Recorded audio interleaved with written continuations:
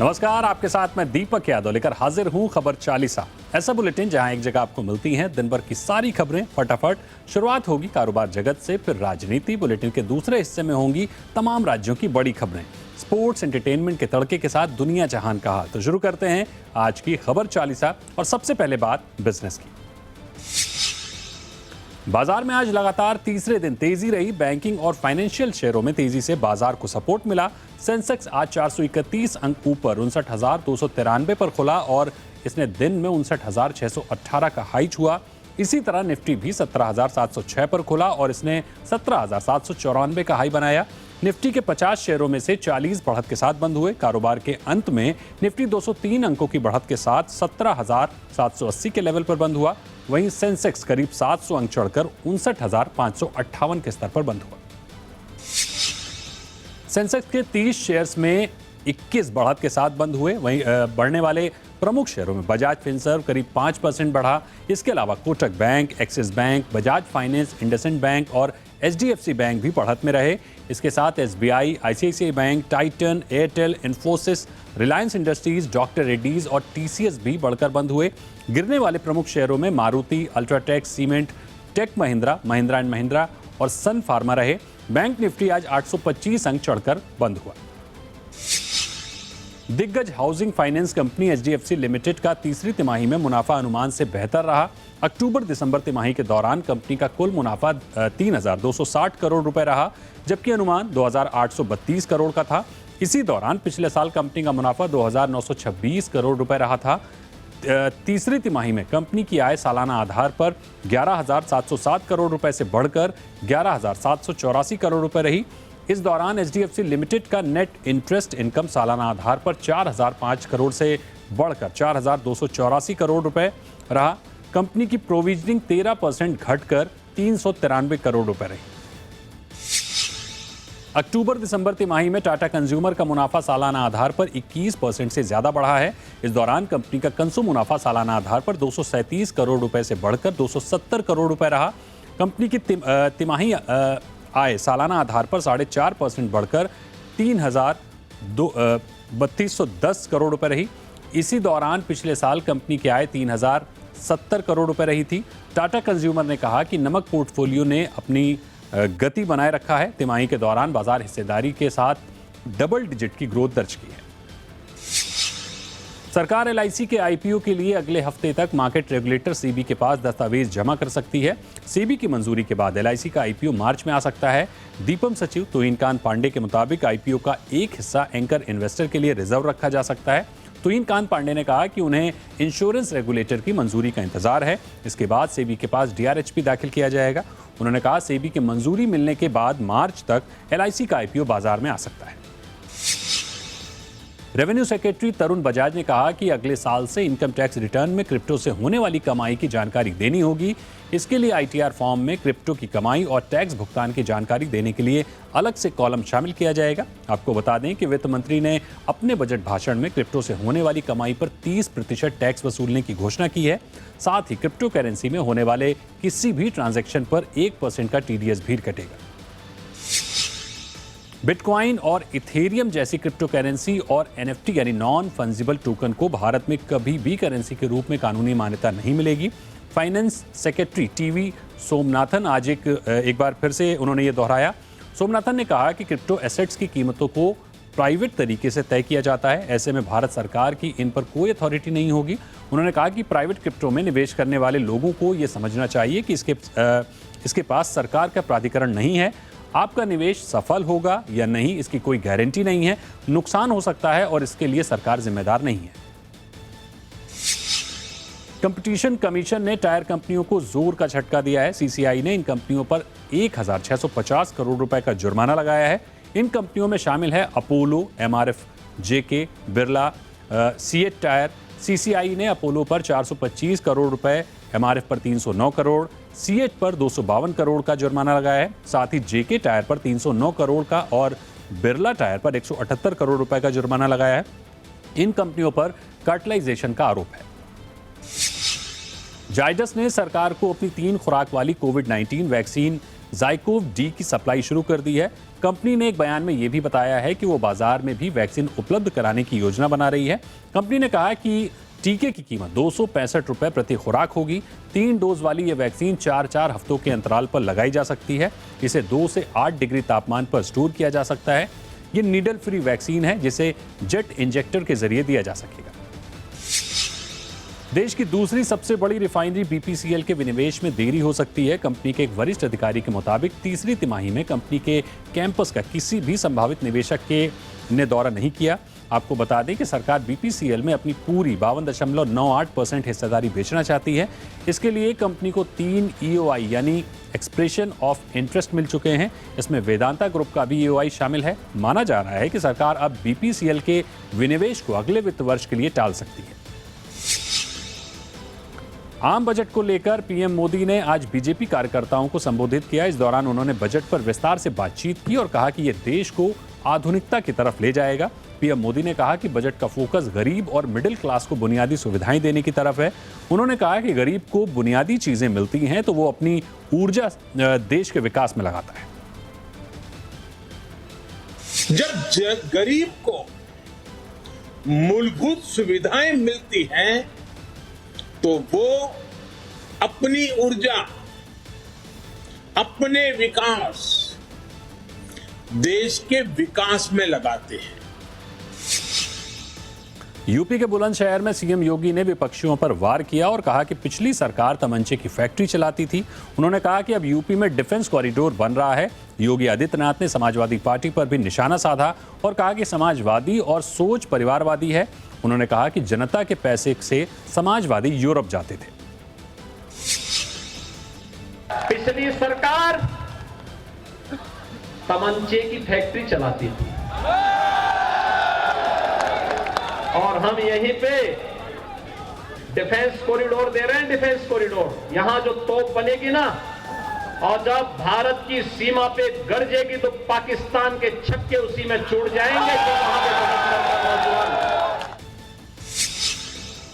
अलीगढ़ में केंद्रीय गृह मंत्री अमित शाह ने विपक्ष पर हमला बोला। जिले के अतरौली विधानसभा में अमित शाह ने बुआ भतीजा पर हमला बोलते हुए कहा कि इनकी सरकारों में गुंडों ने यूपी को परेशान किया। उन्होंने कहा कि बुआ भतीजा की सरकारें, जातिवाद सरकारें यूपी का भला नहीं कर सकती थीं।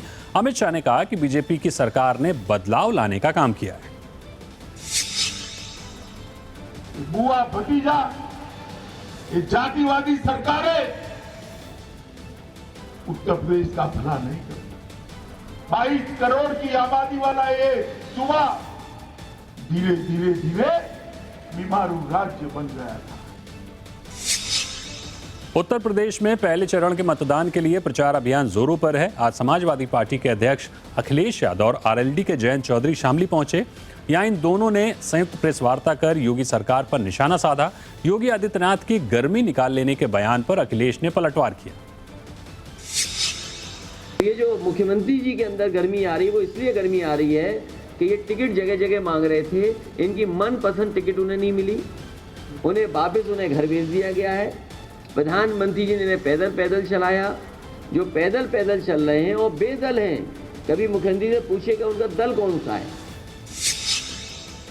उत्तर प्रदेश चुनाव में बहुजन समाज पार्टी प्रमुख मायावती ने आज से अपने प्रचार अभियान की शुरुआत की और विरोधियों पर जमकर निशाना साधा।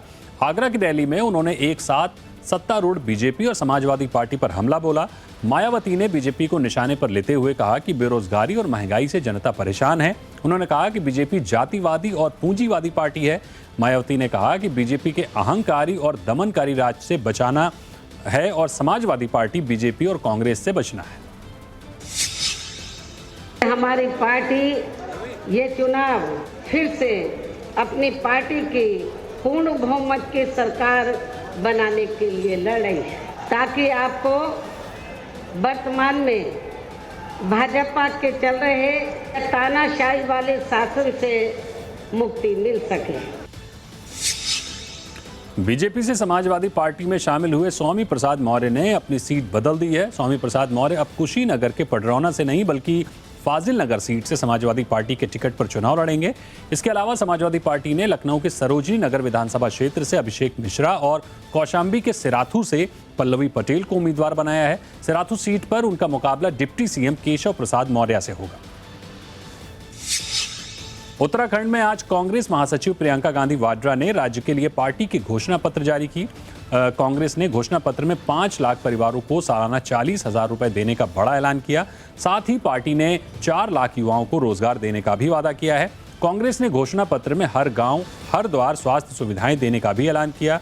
कांग्रेस ने यह भी कहा कि राज्य में गैस सिलेंडर के दाम 500 रुपए के पार नहीं होंगे।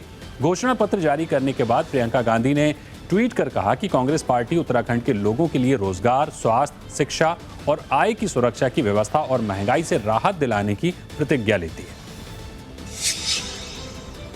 प्रधानमंत्री नरेंद्र मोदी 7-8 फरवरी को पंजाब में रैली कर सकते हैं। पटियाला में पूर्व मुख्यमंत्री कैप्टन अमरिंदर सिंह ने यह बात कही। हालांकि अभी रैली की जगह फाइनल नहीं हुई है। उम्मीद है जब तक प्रधानमंत्री आएंगे तब तक चुनाव आयोग की तरफ से रैलियों में छूट दी जा सकती है। पिछली बार 5 जनवरी को पीएम मोदी को फिरोजपुर में हाईवे ब्लॉक होने की वजह से बिना रैली के ही लौटना पड़ा था। पंजाब कांग्रेस के अध्यक्ष और अमृतसर से उम्मीदवार नवजोत सिंह सिद्धू ने आज वैष्णो देवी के दरबार में हाजिरी लगाई।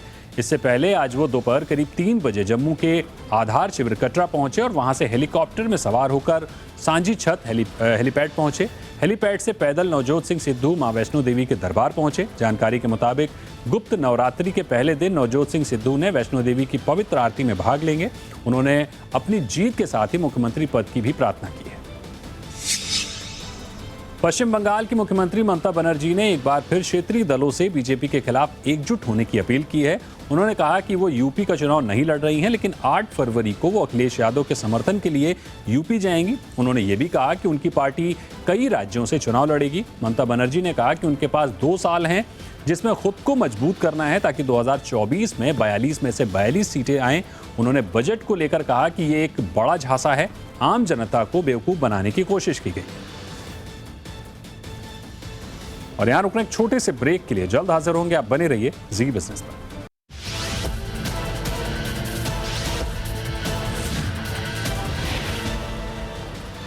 ब्रेक के बाद स्वागत है आपका खबर 40 में। बढ़ते हैं देश दुनिया की खबर की ओर।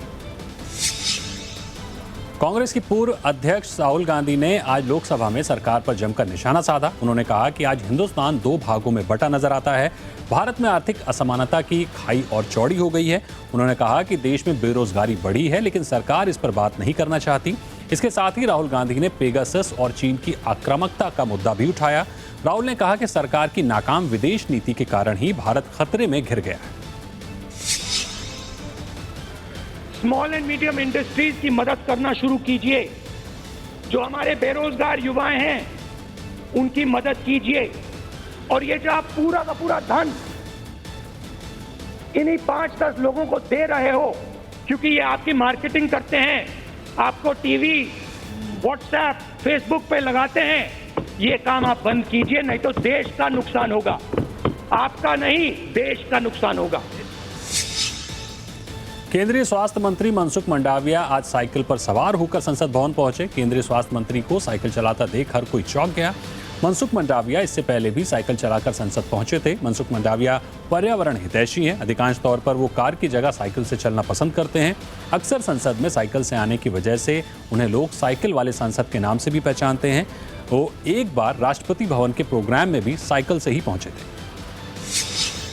केंद्र सरकार ने गूगल, ट्विटर और फेसबुक को उनके प्लेटफॉर्म से तेजी के साथ फेक न्यूज़ नहीं हटाने पर फटकार लगाई है। सूत्रों के मुताबिक हाल ही में हुई केंद्र के अधिकारियों और सोशल मीडिया कंपनियों के प्रतिनिधियों की हुई बैठक में मुद्दा उठा। सूत्रों का कहना है कि बैठक के दौरान सूचना प्रसारण मंत्रालय के अधिकारियों ने कंपनियों की कड़ी आलोचना की और कहा कि सरकार को सामग्री हटाने का आदेश देना पड़ता है। अधिकारियों के मुताबिक इससे अंतर्राष्ट्रीय समुदाय में यह संदेश जाता है कि देश में अभिव्यक्ति की आज़ादी को दबाया जा रहा है। केंद्रीय मंत्री नारायण राणे के बेटे और महाराष्ट्र के भाजपा के विधायक नितेश राणे ने महाराष्ट्र के सिंधुदुर्ग जिले में अपने खिलाफ दर्ज कथित हत्या के प्रयास के मामले में अग्रिम याचिका वापस ले ली है। इसके साथ ही उन्होंने सिंधुदुर्ग की एक अदालत में सरेंडर कर दिया। बताया गया कि कोर्ट ने उन्हें 4 फरवरी तक पुलिस की कस्टडी में रहेंगे। केंद्र सरकार ने राज्यों और केंद्र शासित प्रदेशों से कहा है कि वो 15 से 18 आयु वर्ग के किशोरों को कोरोना वैक्सीन की दूसरी डोज दिए जाने की रोजाना समीक्षा करें। केंद्र ने यह भी कहा कि टीकों के जरिए कोविड वैक्सीनेशन को समय समय पर पूरा करना महत्वपूर्ण है। राज्यों और केंद्र शासित प्रदेशों को लिखे गए पत्र में केंद्रीय स्वास्थ्य सचिव राजेश भूषण ने कहा कि किशोर आबादी और उनकी देखभाल करने वालों पर ध्यान केंद्रित करने के लिए बातचीत की रणनीति भी तैयार की जानी चाहिए। एक्टर कार्तिक आर्यन की अपकमिंग फिल्म भूल भुलैया 2 की रिलीज डेट टाल दी गई है। इस बात की जानकारी मेकर्स ने सोशल मीडिया पर एक पोस्ट के जरिए शेयर की। अब ये हॉरर कॉमेडी फिल्म 20 मई को सिनेमाघरों में रिलीज होगी। मेकर्स ने भूल भुलैया 2 को पहले 25 मार्च को रिलीज करने का फैसला लिया था, लेकिन एसएस राजामौली की RRR के होने की वजह से बॉक्स ऑफिस क्लैश से बचने के लिए भूल भुलैया 2 के मेकर्स ने अपनी फिल्म की रिलीज डेट 2 महीने आगे बढ़ाने का फैसला लिया। कॉमेडियन सुनील ग्रोवर को दिल की बीमारी के चलते मुंबई के एशियन हार्ट इंस्टीट्यूट में भर्ती कराया गया है। सुनील की हार्ट सर्जरी हुई है, अब उनकी तबीयत बेहतर बताई जा रही है। रिपोर्ट्स के अनुसार कहा जा रहा है कि सुनील ग्रोवर को उनके हार्ट में ब्लॉकेज का पता चला था, उनकी सर्जरी होनी थी। सर्जरी के लिए जाने से पहले वो अपनी अपकमिंग वेब सीरीज के लिए शूट कर रहे थे। उन्होंने अपनी खराब तबीयत के बावजूद वेब सीरीज को शूट किया। शूट खत्म करने के बाद सुनील बिना किसी शोर शराबे के ट्रीटमेंट के लिए अस्पताल में भर्ती हो गए। एक्टर नवाजुद्दीन सिद्दीकी जल्द ही कंगना रनौत प्रोडक्शन में बन रही फिल्म टीकू वेट शेरू में नजर आने वाले हैं। इस फिल्म में नवाजुद्दीन आइटम गर्ल के रूप में भी नजर आने वाले हैं, जिसकी एक झलक कंगना ने हाल ही में शेयर की है। सामने आई तस्वीर में नवाजुद्दीन श्रीदेवी की तरह हवा हवाई वाले लुक में दिख रहे हैं। इस लुक की प्रेरणा भी श्रीदेवी ही है। नवाजुद्दीन का लेडी लुक सोशल मीडिया पर खूब वायरल हो रहा है। इससे पहले गोविंदा, अक्षय कुमार, शाहरुख खान जैसे कलाकार फिल्मों में लड़की के किरदार में आ चुके हैं। एक्टर सलमान खान इन दिनों अपनी अपकमिंग फिल्म टाइगर 3 को लेकर चर्चा में बने हुए हैं। वे मिड फरवरी से कटरीना कैफ के साथ इस फिल्म की शूटिंग फिर से शुरू करने वाले हैं। अब शूट शुरू होने से पहले सलमान ने जिम में शर्टलेस होकर एक्सरसाइज करते हुए अपनी एक फोटो सोशल मीडिया पर वायरल की है। न्यूलीवेड्स कपल कटरीना कैफ और विक्की कौशल शादी के बाद अपना पहला वैलेंटाइन डे साथ में सेलिब्रेट नहीं कर पाएंगे। इसका कारण सलमान खान की अपकमिंग फिल्म टाइगर 3 की शूटिंग को बताया जा रहा है। मेकर्स अब इस महीने के मिड में यानी 10 से 20 फरवरी के बीच फिल्म के आखिरी शेड्यूल की शूटिंग शुरू करने की योजना बना रहे हैं। ये 15 दिनों का शेड्यूल होगा, जिसमें फिल्म के चेंज सीक्वेंस फिल्माए जाएंगे। आईपीएल के 15वें सीजन के लिए बीसीसीआई ने 590 खिलाड़ियों को शॉर्टलिस्ट किया है, जिन पर फ्रेंचाइजी बोली लगाएगी। आईपीएल सिर्फ दुनिया की सबसे बड़ी क्रिकेट लीग की वजह से लोकप्रिय नहीं है, बल्कि अपने अनोखे कीर्तिमानों के लिए भी चर्चाओं में रहती है। बीसीसीआई ने जिन खिलाड़ियों को महानीलामी के लिए सिलेक्ट किया है, उनमें कई ऐसे क्रिकेटर भी हैं जो करियर के आखिरी पड़ाव में हैं। सबसे उम्रदराज क्रिकेटर एस श्रीसंत, इमरान ताहिर होंगे। श्रीसंत की 8 साल बाद आईपीएल में वापसी होने जा रही है। वे 39 साल के हैं, जबकि दक्षिण अफ्रीका के स्टार स्पिनर इमरान ताहिर 41 साल के हैं। इमरान ताहिर सबसे ज्यादा उम्र के खिलाड़ी हैं। विंटर ओलंपिक में टीम इंडिया की परेशानी बढ़ गई है। भारतीय टीम के मैनेजर मोहम्मद अब्बास वानी कोरोना संक्रमित हो गए हैं। बीजिंग एयरपोर्ट पर जब उनका कोविड टेस्ट हुआ तो उनकी रिपोर्ट पॉजिटिव आई। कोरोना संक्रमित पाए जाने के बाद इसकी टीम को अलग कर दिया गया। अब्बास वानी विंटर ओलंपिक में 6 सदस्यीय भारतीय प्रतिनिधिमंडल का हिस्सा हैं। कश्मीरी स्कीयर आरिफ खान इस बार क्वालिफाई करने वाले देश के एकमात्र एथलीट हैं। आरिफ खेलों के दौरान स्लैलम और जाइंट स्लैलम स्पर्धाओं में भाग लेंगे। गोल्ड मेडलिस्ट नीरज चोपड़ा को सबसे बड़े खेल award Laureus world sports awards के लिए नॉमिनेट किया गया है। नीरज चोपड़ा की टक्कर Emma Raducanu, Daniil Medvedev, Pedri Yulimar, Rojas, Ariarne Titmus से होगी। नीरज चोपड़ा के नॉमिनेशन की जानकारी खुद भारतीय खेल प्राधिकरण ने ट्वीट करके दी। बता दें कि इस अवार्ड के लिए नॉमिनेट होने वाले नीरज चोपड़ा भारत के तीसरे खिलाड़ी हैं। इससे पहले महान बल्लेबाज सचिन तेंदुलकर को इस सम्मान के लिए नॉमिनेट किया गया था, जबकि साल 2009 में रेसलर विनेश फोगाट को भी इस अवार्ड के लिए नॉमिनेट किया गया था। T20 बल्लेबाजी रैंकिंग में भारत के सलामी बल्लेबाज लोकेश राहुल को चौथे पायदान पर पहुंच गए हैं, जबकि विराट कोहली 10वें और सीमित ओवरों की टीम के नए कप्तान रोहित शर्मा 11वें स्थान पर बने हुए हैं। गेंदबाजी रैंकिंग में तेज गेंदबाज भुवनेश्वर कुमार 20वें स्थान के साथ शीर्ष भारतीय खिलाड़ी हैं। उन्हें एक स्थान का नुकसान हुआ है। भारत के तेज गेंदबाजी आक्रमण के अगुआ जसप्रीत बुमराह 2 स्थान के नुकसान से 26वें पायदान पर पहुंच गए हैं। ऑलराउंडर की सूची में किसी भारतीय को जगह नहीं मिली है, क्योंकि भारत ने हाल के समय में कोई T20 अंतर्राष्ट्रीय मुकाबला नहीं खेल रहे। भारत को अपनी धरती पर करारी शिकस्त देने वाली अफ्रीकी टीम को आगामी न्यूजीलैंड सीरीज से पहले बड़ा झटका लगा है। भारत के खिलाफ दक्षिण अफ्रीकी टीम के नायक रहे कीगन पीटरसन न्यूजीलैंड सीरीज से बाहर हो गए क्योंकि कीगन पीटरसन की कोरोना रिपोर्ट पॉजिटिव आई है। अब बल्लेबाज पीटरसन की जगह जुबैर हमजा लेंगे। क्रिकेट दक्षिण अफ्रीका टीम ने एक बयान में कहा है कि पीटरसन ठीक हैं, उन्हें कोई लक्षण नहीं है, उनका इलाज किया जा रहा है। अफ्रीकी देश कांगो से एक बड़ी खबर सामने आई है। आतंकियों ने यहां के विस्थापित लोगों के कैंप पर हमला कर कम से कम 60 लोगों की हत्या कर दी है। लोगों की हत्या धारदार हथियारों से की गई है। हमले की अभी तक किसी आतंकी संगठन ने जिम्मेदारी नहीं ली है, लेकिन माना जा रहा है कि इस हमले के पीछे स्थानीय विद्रोहियों के समूह का हाथ है। कांगो में इस तरह की घटना पहली बार नहीं हो रही है। इससे पहले भी क्रिसमस के दौरान लोगों पर हमला हुआ था। तब एक हमलावर ने रेस्तरां को निशाना बनाया था, जिसमें 6 लोगों की मौत हो गई थी। यूक्रेन पर रूस के संभावित हमले को देखते हुए यूक्रेन के सैनिक छापामार युद्ध करने की योजना बना रहे हैं। यूक्रेन की सीमा पर जहां रूस के हजारों सैनिक इकट्ठा हैं, वहां से केवल 40 किलोमीटर दूर खार्किव शहर है। यहां हालात तनावपूर्ण हैं। यहां लोगों की राय बटी हुई है। कुछ यूक्रेन के पक्ष में है तो कुछ रूस के पक्ष में है। कुछ का कहना है कि यूक्रेन की सेना को रूस से डटकर मुकाबला करना चाहिए। इनका कहना है कि अगर रूस आक्रमण करता है तो वे आम नागरिक का जीवन त्याग कर रूसी सैनिकों के खिलाफ छापामार युद्ध करें। उत्तर कोरिया के मध्यम दूरी की एक बैलिस्टिक मिसाइल के परीक्षण से अमेरिका बौखलाया हुआ है। इसकी वजह मिसाइल की पहुंच का अमेरिका के गुआम क्षेत्र तक है। अमेरिका ने मामले की गंभीरता को देखते हुए यूएन से मामले की बैठक का अनुरोध किया है। वहीं संयुक्त राष्ट्र के महासचिव एंटोनियो गुतारेस ने मिसाइल परीक्षण को लेकर उत्तर कोरिया की निंदा की है। इसके बावजूद उत्तर कोरिया लगातार मिसाइल परीक्षण कर रहा है। उत्तर कोरियाई नेता किम जोंग अपनी पत्नी के साथ राजधानी प्योंगयांग में लूनर न्यू ईयर की एक कार्यक्रम में शामिल हुए, जहां दर्शकों और कलाकारों ने राष्ट्रीय शक्ति के नए युग की शुरुआत करने के लिए उनका गर्मजोशी से स्वागत किया। इसी बीच उत्तर कोरियाई टीवी ने एक नई डॉक्यूमेंट्री में दिखाया कि किम जोंग एक सफेद घोड़े पर सवार होकर एक जंगल से गुजर रहे हैं। बता दें कि उत्तर कोरिया पिछले 1 महीने में लगातार मिसाइल परीक्षण कर रहा है। विशेषज्ञों का मानना है कि उत्तर कोरिया इसके जरिए अमेरिका पर दबाव बनाने की कोशिश कर रहा है। ब्रिटेन से विमान का एक हैरान कर देने वाला वीडियो सामने आया है, जो सोशल मीडिया पर काफी वायरल हो रहा है। वीडियो में दिखाया गया है कि ब्रिटिश एयरवेज के एक विमान को तेज हवाओं के चलते हीथ्रो एयरपोर्ट पर उतरते समय कई मुश्किलों का सामना करना पड़ा। खबरों के मुताबिक विमान की लैंडिंग के वक्त तूफान के कारण तेज हवाएं चलने लगी। विमान की टेल ने जमीन को पूरी तरह छू लिया था, जिसके चलते विमान वहां पलट भी सकता था, लेकिन पायलट ने समझदारी दिखाई और विमान को ऊपर की तरफ उड़ाना शुरू किया, जिसके चलते पायलट विमान को लैंड नहीं कर सका। और इसी के साथ खबर 40 में फिलहाल इतना ही, लेकिन वक्त है ब्रेक का। ब्रेक के बाद भी खबरें जारी हैं। अब बने रहिए जी बिजनेस पर।